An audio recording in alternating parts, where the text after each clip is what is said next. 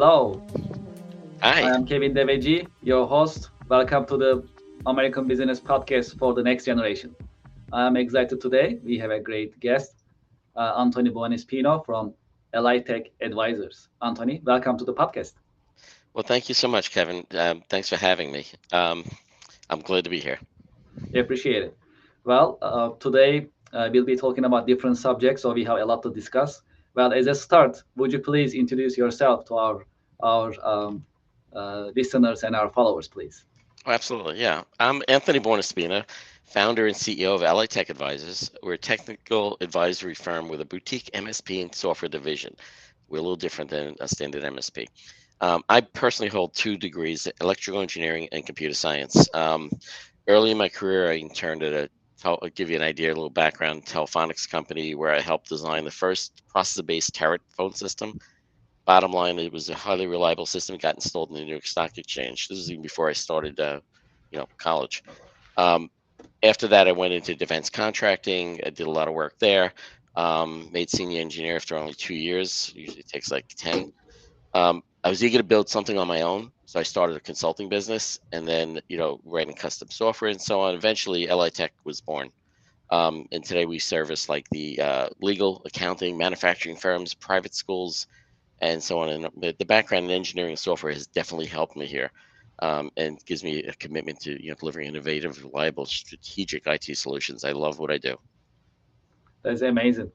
Uh, well, one of our important missions in of our podcast is to share educational content and informative content with our listeners, and especially with the next generation professionals, leaders, and workforce. I'm confident it's going to be very educational for our listeners today.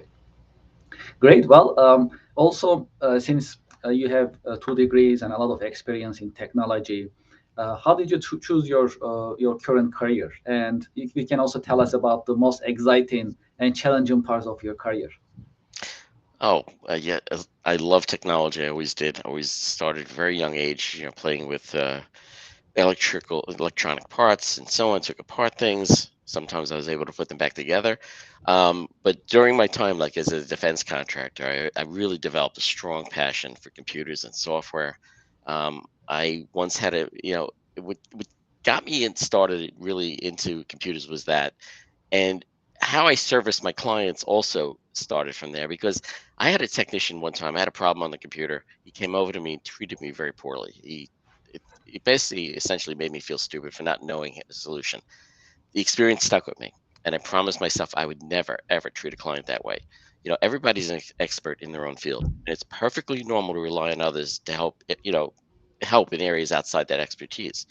And I pivoted my career several times, and again, things change.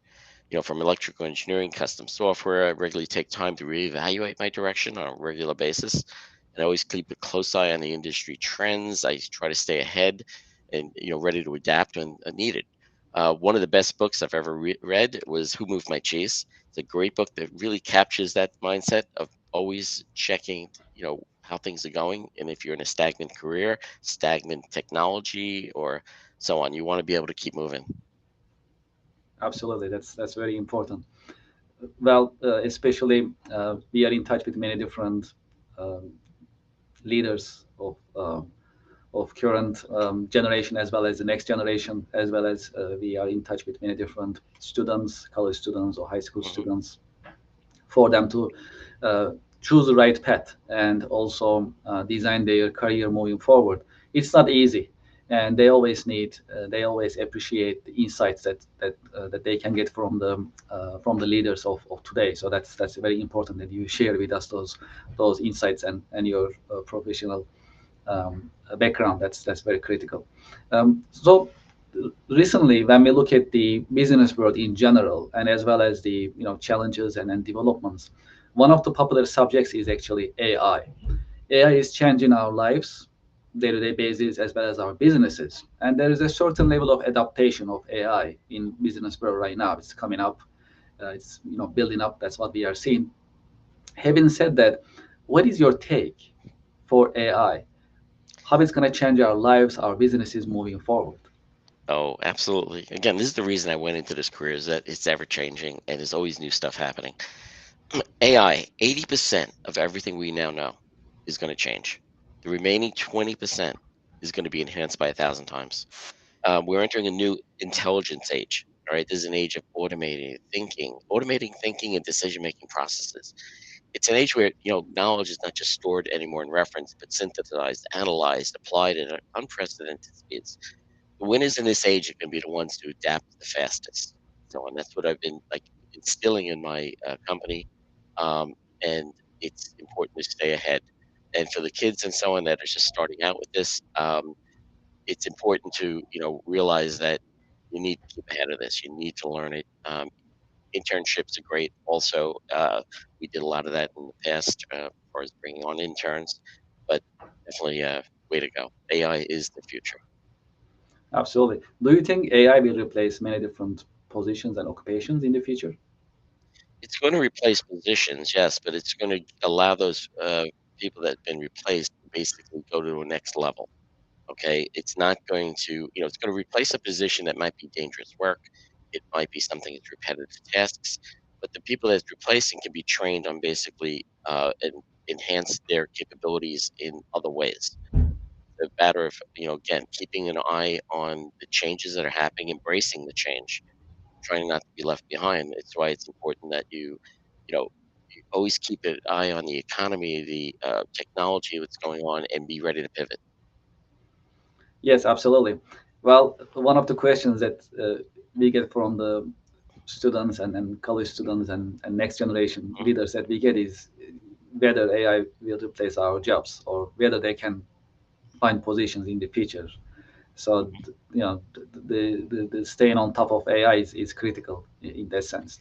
How about right now? When we look at the AIs, the state of AI right now, how are you seeing it at the moment, and how businesses as well as professionals can utilize it? In order to do that, we're utilizing it internally first. Okay, we're learning it. It's new stuff. It's trying to keep ahead of it. So we internalized it. We've automated processes and such. Instead of me, it's making people more efficient. So instead of like I'm running like maybe with 10 full-time employees that are actually doing the job of 15. So I'm able to expedite it, make things more efficient and so on. It's also so important. To realize that like this is also something that we're eventually going to offer out to our clients, and we really don't even know how to monetize it right now, so we're doing it free for our clients. We're doing business intelligence and training them on AI just at this point because we're learning with them, and we're learning how this is going to help them. I mean, we're able to help an attorney firm find $2 million in by analyzing their data and looking at some medical, it was a negligence case, and saying, look, you have basically $2 million that you can go after. From a health standpoint, it's revolutionizing the health industry. I mean, the about a year ago, I was overhearing a conversation between my wife and her sister about their brother, and they were just throwing out symptoms and stuff like that. He had gone home with food poisoning, and I just put the symptoms into ChatGPT. Comes up and says he's having a stroke. Send him to a hospital immediately. So I called up his daughter and so on. They ended up bringing him to the hospital. Guess what? He had a stroke. So that Wow. shows the power of this, and utilized properly. It's amazing. Yes, absolutely, absolutely. So it goes to predictive healthcare. That's how it looks Hmm. like. So before anything happens, then with the help of AI, prediction will take place, and ambulance will come to you or to others, whoever is needed. Way earlier than anything happens. So before anything happens, Yep. then that's great for healthcare, and Hmm. but that's exciting too in that sense. Yeah, Absolutely. we're gonna have self-driving ambulances. I mean, it's Yeah, that's true, right? we're heading there. Okay. I Yes, mean, I yes. was talking to somebody in avionics yesterday that was saying about planes will soon be flying themselves. I mean, the next couple of years. No Which pilots, no no drivers. pilots, right? It's going to be a lot safer for people in general. Mhm, mhm.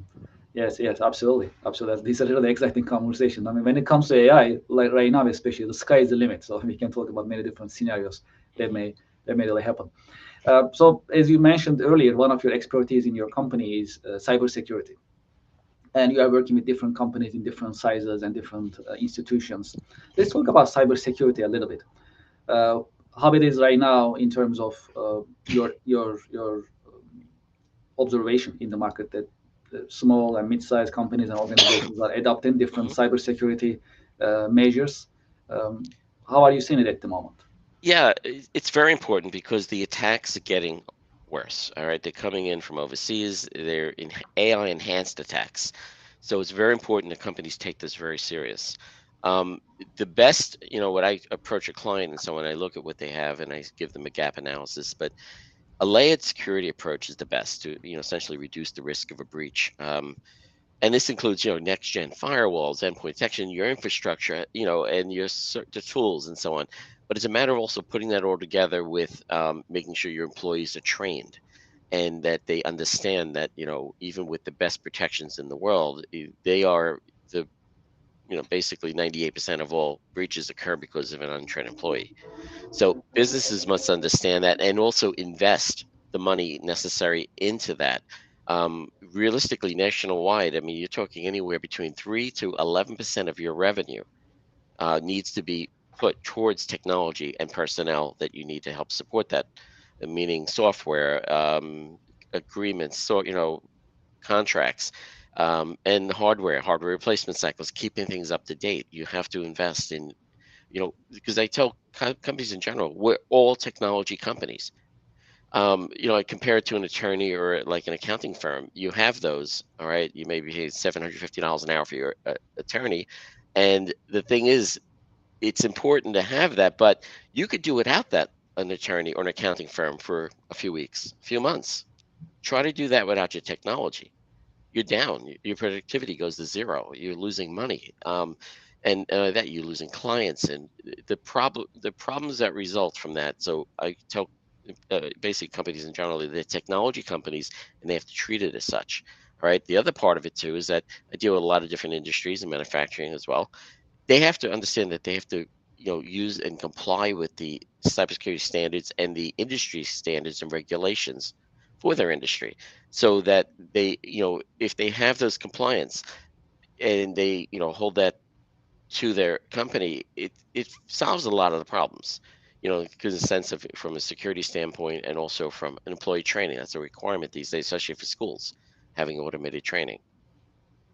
Yes, absolutely. Speaking of law firms, a couple of weeks ago we had Will Neiman, a Hmm. litigation lawyer, and he talked about his take. He shared his take and also his predictions for AI to be helping law firms and legal firms and how it's going to be. It was also fascinating conversation in terms of AI and how legal firms can utilize it.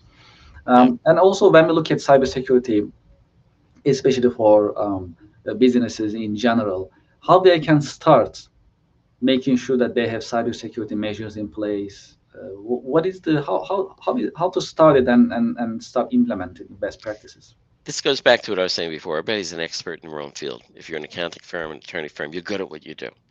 Hire a company in, a consultant in, an MSP in to do that for you, to do a gap analysis. Take a look at your network. Also, I mean, when we go into a company, we look at it, we'll fix it, and so on. But it also should have a regular audit done, an audit on the security. And we don't do the audit. Why? Because I want a third party to check us out as well. It's always a good thing on the client's behalf to have an audit done on their technology, um, it's just to make sure there's no holes or gaps and so on. But it's very important to get started with that is to, seek the advice of an expert, okay? And understand that, you just want to run your business. You don't have to worry about your technology, somebody else will. So you want to vet a very good company, somebody that's coming, highly recommended. I also would do that. I've done that especially for like members of some organizations I'm a member of. That I'm not in the running to be their MSP, but I've evaluated their other. Their, as a technical advisor, I'll go in and look at all the quotes they got and tell them, yeah, this is the one you should go with. Why? It's because they're gonna. It looks like they have everything in place, not just the tools, but they have the people and processes to support that. Because anybody can sell a tool, and a fool with a tool is still a fool. So you want to make sure you have the right, the right mix and the right strategic partner that's going to help support you.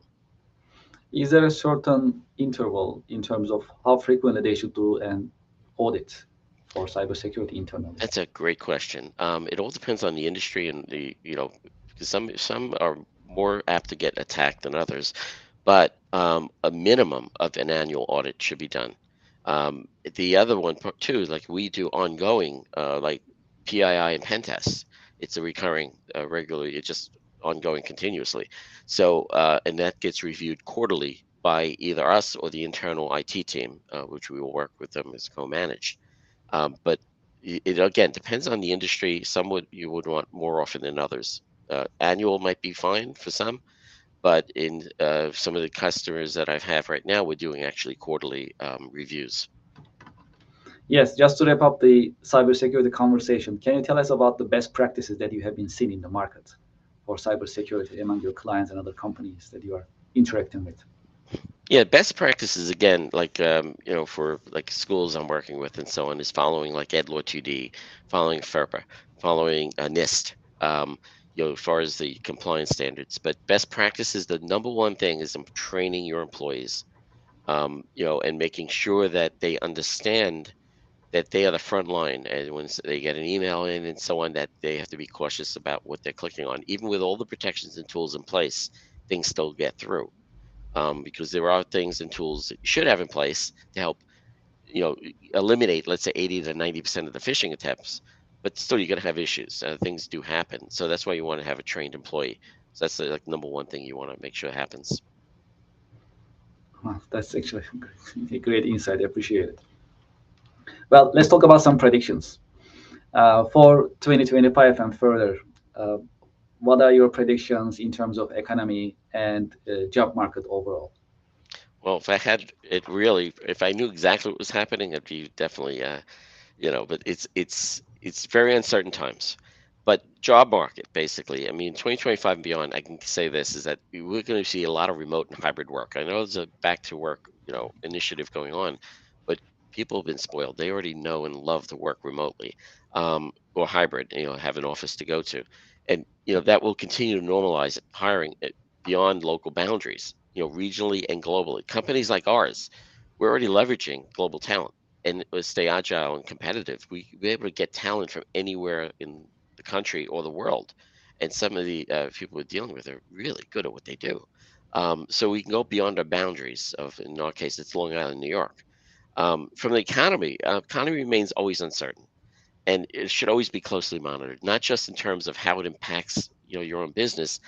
Very importantly, it's also how it affects your clients. All right, understanding your clients' financial pressures and adapting your services accordingly, it will be a key to long-term success. I regularly interview my clients. I ask them how things are going. What problems are they running into? What do they see in the future? And so on. So I can adapt my services to better, you know, um, help them going forward. Again, a lot of pressures and so on, but like, the thing is pressure makes diamonds. So it's a matter of addressing and seeing the pressure and, you know, basically changing, pivoting, to be able to adapt to help your clients along and to actually help them, you know, maybe financially make more money, make, or get increased efficiency, especially with AI and so on, to show them how they can do more with less. Yes, that's that's a great prediction. Appreciate it. Well, earlier in our discussion, you mentioned about internships a little bit. Yeah. To our uh, audience, especially uh, feature leaders and professionals, how do you see internships and apprenticeship programs? Well, let me tell you, I interned in the beginning, all right, and I learned a great deal being thrown into the fire and being, you know, talking to engineers and so on that have done that, and they gave me advice, some of it good, some of it bad, but the bottom line is it helped greatly. All right. So interning in general is a great idea. I mean, I actually added an extra year to my college, and instead of going 4 years, I went 5 because 1 year was just interning. It was like a co-op program and so on. It was the best thing ever. As far as on our end, I mean, there were times that we had anywhere from 2 to 5 interns working alongside my technicians and engineers. It's a great way to give back to, basically, train and also give them an insight and really as if to what they want to do, and also help nurture their expertise. Some of them love cybersecurity, some like custom software, some of them want to play around with the hardware end of it. So it's a matter of like, interning is great. I highly recommend it, and I also highly recommend. I mean, two of my best hires were my interns that I had. All right. So, you end up seeing how they work and their dedication, and they're in line with our core values. I'm saying it's a win-win. All right. Right now, we're mostly working remotely. All right. So it's harder for us to have interns this way, but it's still very important. That's amazing. Yes, absolutely. About apprenticeship programs, actually last week we had Michael Tadisco with us, and he talked Hmm. about the apprenticeship programs as well as the grants available for companies.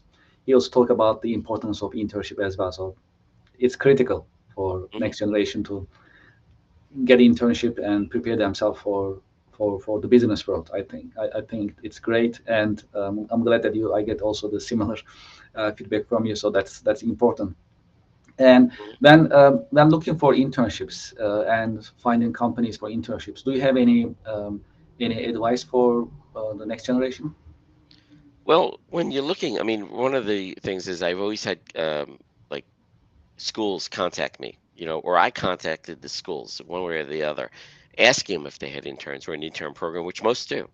So when I was looking for help and to fill out, like maybe during the summer, we had a lot of summer projects, I'd reach out to the local schools and ask them what they had.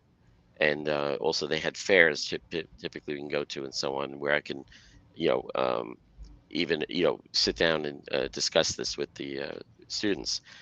Trade shows I've been at, it were great too, because there's a lot of students coming through and stuff like that, asking about internships and what they could do. And I've, pretty much a lot of education, but I always like to pass on whatever knowledge I had. So a little thing now, a little piece of information now can help avoid a major mistake on their end. So it's always good. I'm always willing to share information. You are the CEO of Long Island Tech Advisors. You are the founder. You are successful at what you do. Hmm. Do you have any role models that you've been following to be successful? Oh, of course. I mean, Jeff Bezos, of course. His. I love the fact that he's not competitor obsessed. He's customer obsessed. We're the same way. We focus on our customer experience and so on. Um, it's basically the vision, the strategy, relentless execution. All right. And the other one is Elon Musk. He's not just business exec. He's also offering down in the trenches with the engineers, figuring out ways to improve systems. Me, as a CEO, I'm also an engineer still, so I tend to get into the weeds, and I like that once in a while. But I'm reminded too, I'm a CEO, and I have to, but I do like getting down there to see how things are going. Um, you know, it's important that you again, work with the employees, understand where they're coming, understand their job. All right, so that you can actually help from a leadership standpoint, give them guidance. For next generation, for them to find the role models, do you have any advice for them? Oh yeah, absolutely. Yeah, read a lot of books. Read constantly. I read at least one book a month. It's the best way to grow personally and professionally. So, there's game changers for me included, like Never Split the Difference, Traction. You can't teach a kid to ride a bike at a seminar. 10 times is easier than 2 times. The more you read, all right, the more perspective you gain. And that's invaluable in making smart career decisions and becoming a strong leader. Read the books in which you're interested in. Read the leadership books. Read about technology. Reading is important. I mean, any CEO that's even like Elon Musk, that's all he does. He reads. If you ask him how he got to where he was, he said he reads. If he doesn't understand something, he reads. So when it comes to like choosing like a career path and so on, explore early and often. All right, intern where you can, shadow professionals, and definitely talk to professionals. You get real world exposure wherever possible. Right before locking into a direction. The experience will help you discover like you're passionate about, and also just as important in what you're not passionate about. All right. And most important thing, stay curious, adaptable, and always keep learning. Yes, yes, absolutely. Absolutely. That's very helpful for the next generation. Truly Mhm. appreciate it. Before we end our episode, do you have any other advice for the next generation that you like to share? Just keep learning, and talk to people that and surround yourself with people that you want to be like. Okay, and if anybody tells you you can't do something, that's more reason you should be able to do it. Okay, because I was told in the beginning that, oh, you shouldn't do this, it's not going to work, you're leaving a job. When I was very successful as an engineer, I went out on my own at the time when I was doing, like, I was getting paid a lot of money, I was doing a great work, but I took the chance. All right, so the thing is, take risks. All right, don't worry about pressure. Like I said, pressure makes diamonds. And always learn, continuously learn, and definitely consult in anybody, your mentors, anybody that you see and you hold in high regard. Have conversations with them. Thank you, Anthony.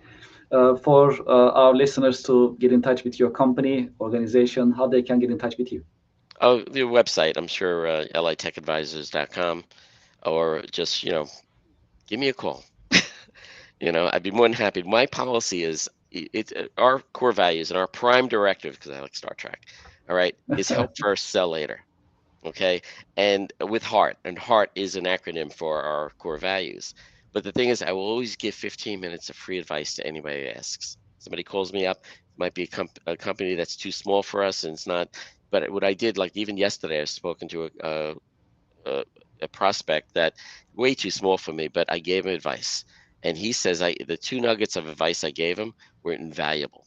He says he would have made some major mistakes if it wasn't for that. I said, then my day is done. I accomplished what I wanted to do.